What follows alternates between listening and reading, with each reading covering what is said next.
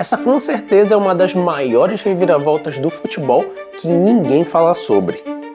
Messi teve os holofotes para si ainda muito cedo, mas pouca gente falou do caminho até a glória de 2022, fazendo com que muitos achassem que Messi não falhou com uma nação inteira e que tudo na vida dele era vitória.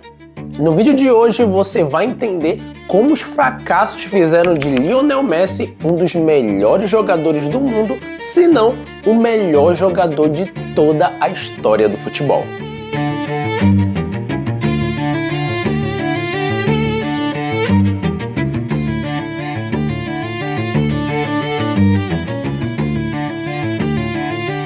Desde o primeiro toque de Lionel Messi no futebol profissional, parecia que o destino já estava escrito.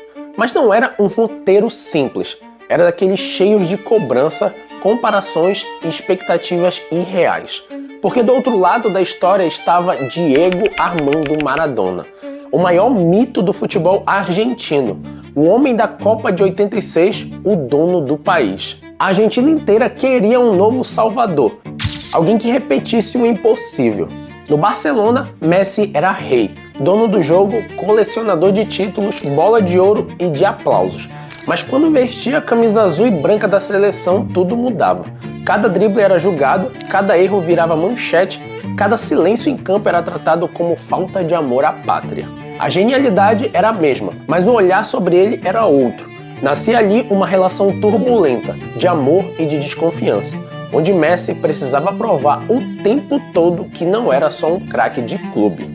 O peso do legado de Maradona não era apenas simbólico, era um obstáculo invisível, esmagador, que ele teria que aprender a carregar antes mesmo de pensar em vencer. E sem saber ali, começava o primeiro movimento do tal efeito borboleta, que só faria sentido muitos anos depois. Ainda no início de sua trajetória com a seleção principal, a Copa América de 2007 na Venezuela representou a primeira oportunidade real de Messi de mostrar o seu valor em um grande palco internacional.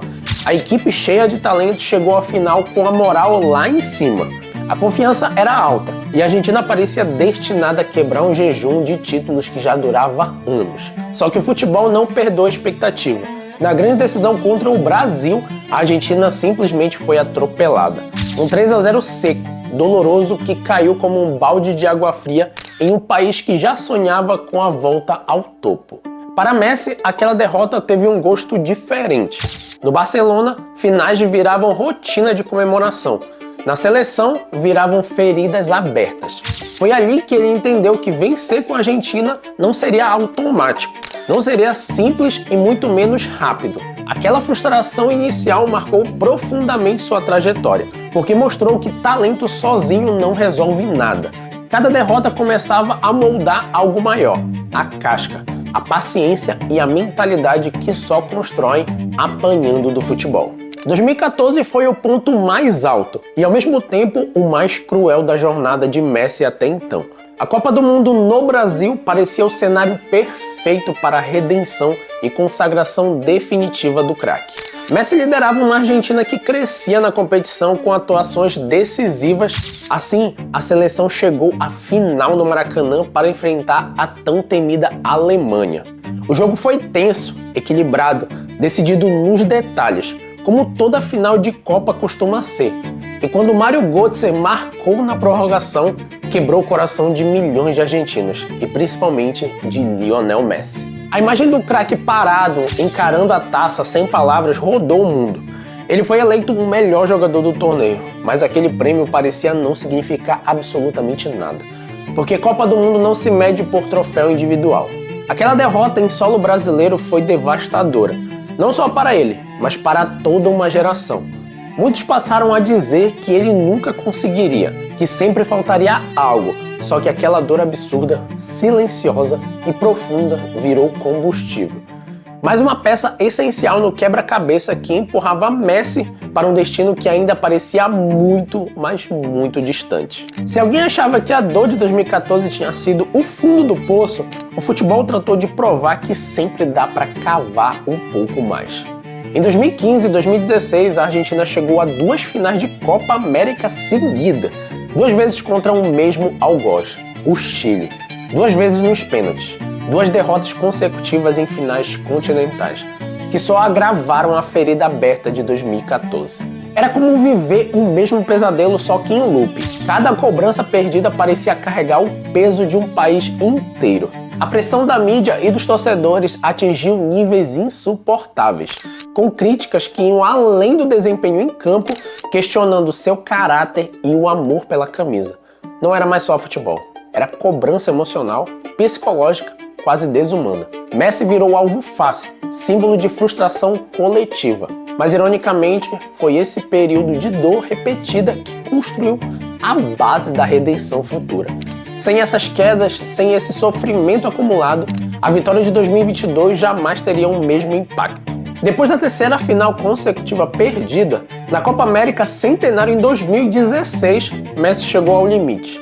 Exausto, abatido e emocionalmente destruído e com os olhos marejados após mais uma derrota nos pênaltis para o Chile, ele soltou a frase que ninguém esperava ouvir: "Para mim, a seleção acabou. Eu tentei de tudo, mas não é para mim." Aquilo não foi drama, foi um desabafo cru, humano, de alguém que tinha dado tudo e só recebido frustração. O anúncio da aposentadoria da seleção argentina principal foi um grito de socorro, a expressão máxima de um homem exausto de lutar contra um destino que parecia fadado ao fracasso. Ele realmente acreditou que era o problema, que sua presença bloqueava o sucesso da Argentina. Foi o momento mais frágil de sua carreira internacional, o ponto mais baixo da curva. Mas é justamente aí que o futebol mostra a sua ironia. Porque aquela quase desistência foi, sem querer, o estopim da transformação, gerando uma onda de apoio e comoção com um clamor popular que o faria repensar na sua decisão. Esse fim, na verdade, era um recomeço. O que veio depois foi algo valioso no futebol: a união.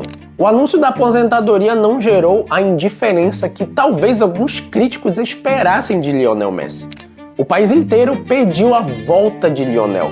Das ruas às redes sociais, o recado era claro: fica Messi. Campanhas com a hashtag "No te vas Lio", não vá Lio, inundaram a internet. Até então, o presidente do país, Maurício Macri, pediu publicamente para que ele reconsiderasse. Pela primeira vez, a Argentina não queria um novo Maradona.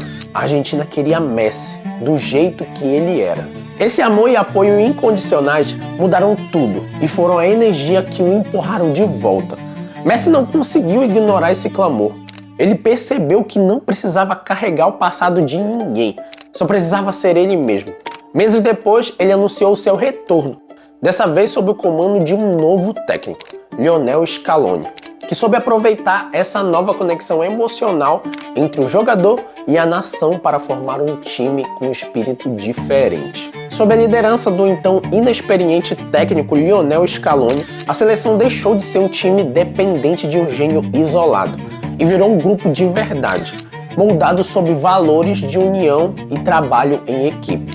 Todo mundo corria, todo mundo lutava, todo mundo acreditava, todos se sentiam importantes. O ponto de virada definitivo foi a Copa América de 2021, justamente disputada no Brasil. O time mostrou garra e superou adversidades para chegar à final contra os anfitriões, no Maracanã. A vitória por 1-0 com gol de Di Maria foi um alívio indescritível. Foi o primeiro grande título de Lionel com a seleção principal, quebrando o jejum de 28 anos sem títulos para a Argentina. Esse triunfo teve um impacto psicológico imensurável. Parecia que décadas de frustração estavam sendo exorcizadas. O apito final selou não só um título, mas uma libertação, tirando um peso gigantesco das costas de Messi e da equipe. Esse título foi fundamental para validar um novo projeto de Scaloni e injetou confiança que faltava para a jornada rumo à Copa do Mundo no ano seguinte. E como todo bom torcedor, a Argentina adora uma teoria. Uma das mais curiosas liga a Copa de 2022 a um detalhe improvável: a campanha do Defensa e Justiça em 2020. A teoria popular sugere que a confiança e a experiência de vencer um título internacional, a Copa Sul-Americana de 2020, foram cruciais. O Defensa e Justiça, um clube modesto da Argentina, só avançou em uma fase da competição porque o Vasco da Gama desperdiçou inúmeras chances de gol no jogo da volta. O time argentino se sagrou campeão e essa mentalidade vencedora teria permeado a seleção, já que alguns jogadores daquele elenco ou da comissão técnica de Scaloni, embora o técnico do clube fosse o Hernan Crespo, integraram a equipe que foi ao Catar. Essa teoria, claro, é mais uma coincidência divertida do que fato científico, mas no imaginário popular tudo se conecta. Torcedores buscam conexões, por menores que sejam, para explicar um destino tão grandioso. Não é ciência, é futebol.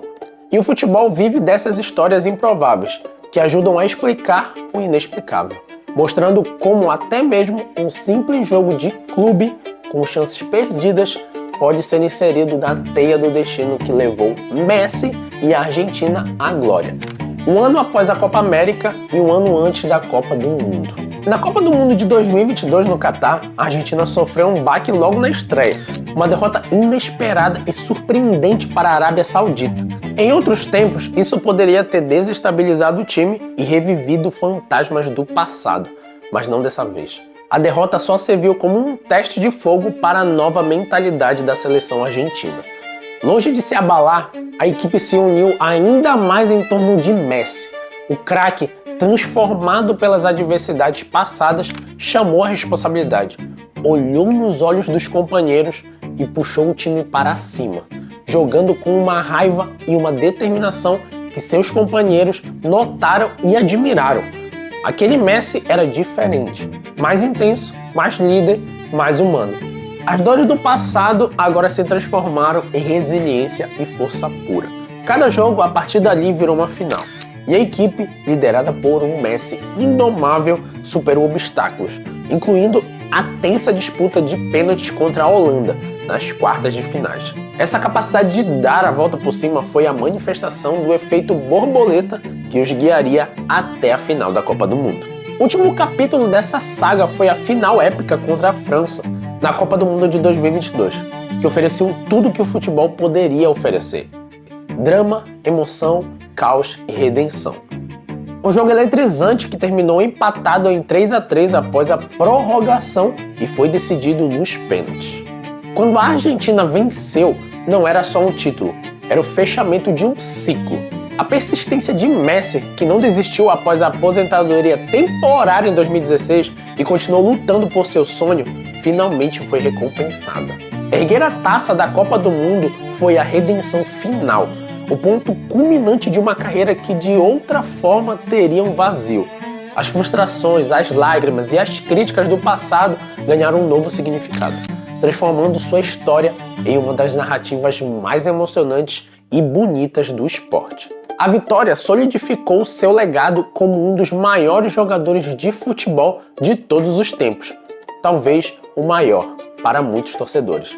O efeito borboleta metafórico, que começou com pequenas frustrações e quase desistências, encontrou seu desfecho perfeito e grandioso, mostrando que às vezes o caminho mais difícil é o que leva à glória eterna, para sempre gravada na história do futebol. E se você gostou desse conteúdo, não esquece de deixar aquele like maroto, se inscrever no canal e principalmente assistir esses 2 vídeos que estão aparecendo aqui na sua tela. Te vejo no próximo vídeo, até lá!